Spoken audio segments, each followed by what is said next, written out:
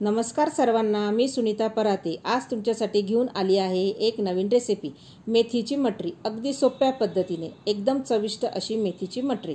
चला तर मग आपल्या रेसिपीला सुरुवात करूया। सर्वात प्रथम मी एक मेथीची जुडी छान अशी तोडून निवडून व्यवस्थित धुवून स्वच्छ कोरडी करून घेतलेली आहे। त्यामध्ये एकही पाण्याचा थेंब नसायला हवा। त्यानंतर मी मेथी एकदम बारीक बारीक अशी कट करून घेतलेली आहे। आता मी इथे एक पॅन गॅसवर ठेवलेला आहे आणि त्यामध्ये मी आता 2 चमचे तूप टाकून घेते। आता मी 2 चमचे तूप टाकून घेतलेले आहे।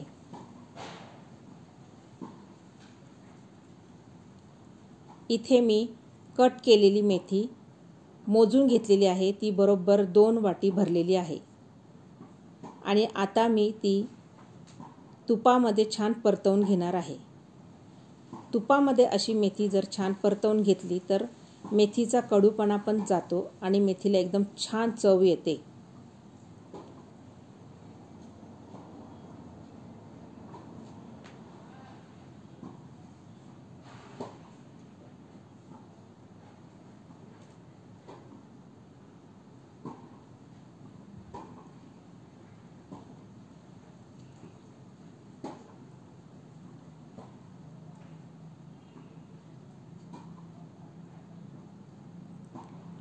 मेथी अशी छान 2 ते 3 मिनिटं छान परतवून घेऊया।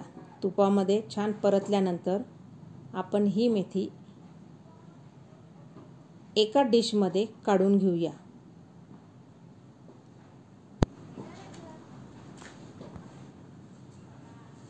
आता इथे मी एका परातीमध्ये 1 बाउल गव्हाचं पीठ टाकून घेतलेलं आहे। त्यामध्ये 2 चमचे रवा घेतलेला आहे। रवा हा बारीकच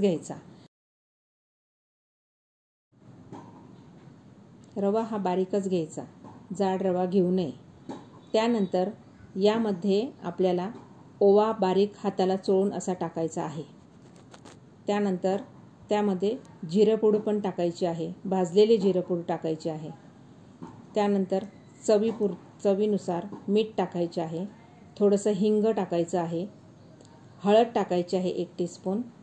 त्यानंतर चवीनुसार आपल्याला तिखटपणानुसार 2 ते 3 चमचे तिखट टाकून घ्यायचं आहे।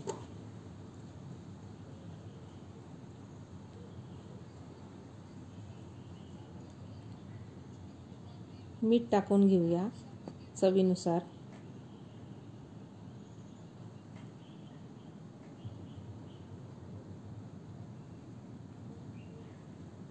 हिंग टाकून घेऊया।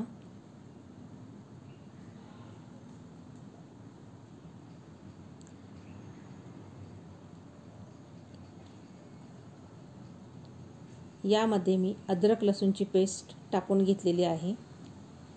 त्यानंतर आपल्याला त्यामध्ये आपण परतवलेली मेथी ती टाकून घेऊया आणि सगळं मिश्रण हे मिक्स करून घेऊया व्यवस्थित।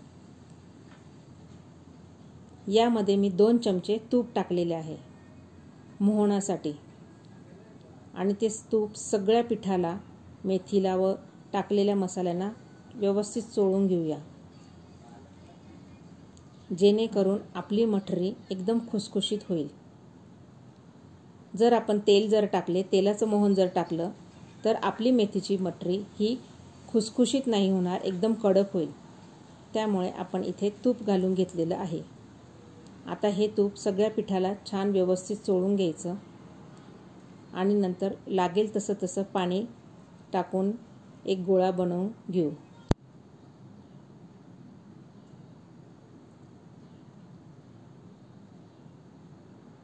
आता हा गोळा बनवून घेतलेला आहे। जास्त सैलही नाही, जसे आपण पोळीसाठी कणिक भिजवतो त्यापेक्षा थोडीशी घट्ट अशी, आणि त्यावर झाकून ठेवून ती 15 मिनिटं रेस्टला घेऊन। आता मी एका बाउलमध्ये 4 चमचे कॉर्नफ्लॉवर घेतलेले आहे व त्यामध्ये 2 चमचे मी हे तूप टाकलेले आहे।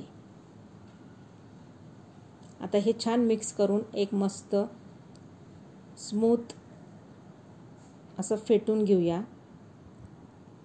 बघा किती छान स्मूथ फेटून घेतलेलं आहे। आता मी इथे छान मस्तपैकी त्या पिठाचे 6 गोळे करून घेतले व प्रत्येक गोळ्याची अशी छान पोळ्या लाटून घेतल्या, एकदम पातळ, जास्त पातळ पण नाही. आणि त्यावर आपण केलेला जो साठा आहे तो लावून घ्यायचा एकदम पातळ आणि त्यावर पीठ टाकून घ्यायचं आणि त्यावर आपण लाटलेली दुसरी पोळी टाकून घ्यायची. पुन्हा आपल्याला साठा लावून घ्यायचा आहे एकदम पातळ. सगळीकडे हा साठा लागला गेला पाहिजे एकदम व्यवस्थित. आणि पुन्हा त्यावर पीठ टाकून घेणे और त्यावर तिसरी लाटलेली पोळी आपण त्यावर टाकून घेणे.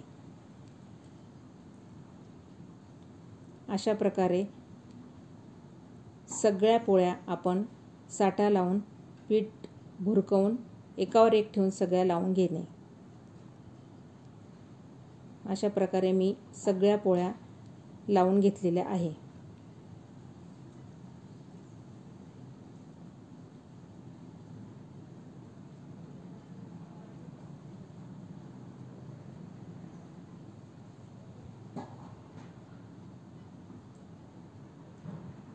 त्यानंतर आपल्याला आता ह्या पोळ्यांचा एक रोल तयार करायचा आहे. मी असा रोल तयार करून घेते आहे